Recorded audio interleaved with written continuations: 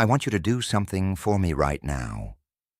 Look at your hands. Go ahead. Look at them. Those hands are going to be in a casket someday.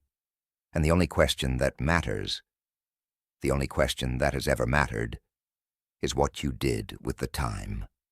Between now and then, my name is Walter. I am 88 years old, and I have made every mistake you are currently making. So sit down. This won't take long. Neither will your life. Here's what nobody tells you when you're young. They hand you this gift, this extraordinary, unrepeatable gift, called a Tuesday afternoon, and you throw it away. You trade it for likes on a screen. You burn it in a meeting that could have been an email. You waste it worrying about what someone said about you 3 weeks ago. You don't feel the weight of it yet. I do.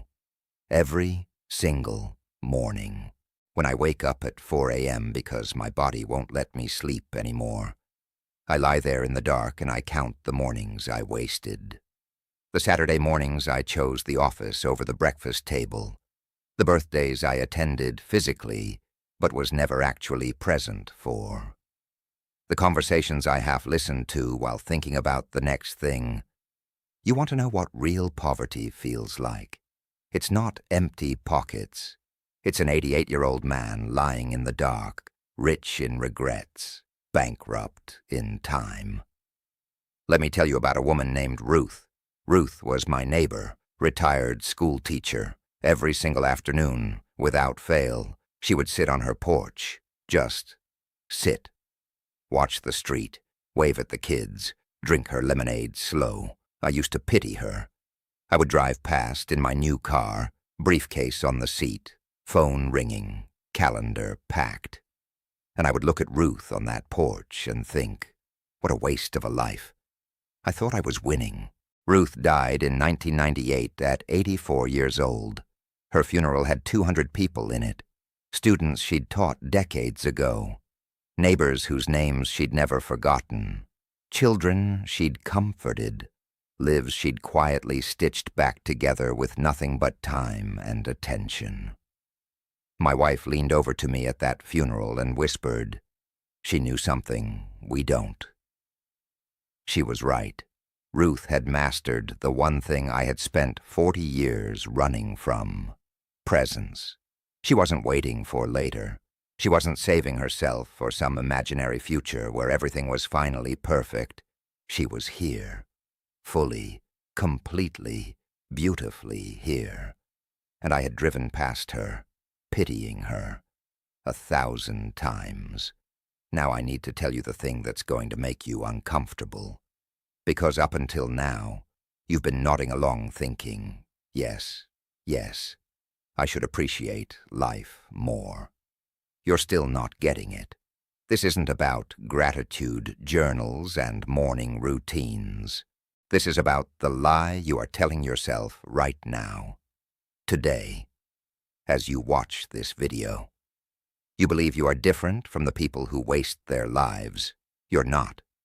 You have a plan. A 5-year plan, a 10-year plan, a once things calm down plan. You are running a very sophisticated, very organized race toward a finish line that keeps moving. And you call this ambition. I called it that, too, for 40 years. And then my wife got sick. Her name was Grace. And I will not dress this up in poetry for you because it doesn't deserve poetry. It deserves the raw, ugly truth. She was sick for 14 months. And for 14 months, I was there. Finally, completely there. No phone, no deals, no distractions, just her hand in mine and whatever time we had left. And here is the part that broke me open like nothing else in 88 years of living. Those 14 months, the hardest of my life, were also the richest. Because I finally stopped running, because I was finally present, because I learned, at 71 years old, what Ruth had known sitting on that porch all along. The moment you're in, this one right here, this is it. This is not the waiting room. This is not the rehearsal. This is the show. So here is what I'm leaving you. Not advice. Not a 5-step system. Just 3 things I know with every aching bone in this old body. First, stop performing your life and start living it. You're so busy documenting the meal, you never taste it. You're so busy building the image of a good parent, you miss the actual child standing in front of you. Put the phone down, not later. Now. Second, the regrets you'll carry aren't the risks you took. They're the ones you didn't. The conversation you were too proud to start, the apology you were too stubborn to give, the dream you were too afraid to chase because someone might laugh. Nobody is laughing at the deathbed, I promise you that. They're just wishing they'd been braver. Third, love is the only currency that compounds. Money depreciates, status evaporates. But the love you gave away, the real kind, the inconvenient kind, the kind that costs you something, that multiplies, it echoes, it outlives you in ways your career never will. I am 88 years old. My back aches. My hands shake. The world I grew up in is mostly gone. But I am not afraid, because I have Grace's laugh stored somewhere behind my ribs. I have the memory of my son's face when he hit his first home run. I have 200 small moments of choosing people over productivity, and I'm living off the interest of every single one. You still have time to make those deposits. Not much time, but some. The clock you can't hear? It's been ticking this whole time. Go, live your life like you know it's ending. Because it is.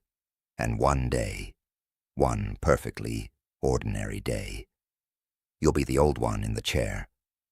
Make sure you're smiling. Now close this video and go do the thing you've been putting off. I mean it. Go.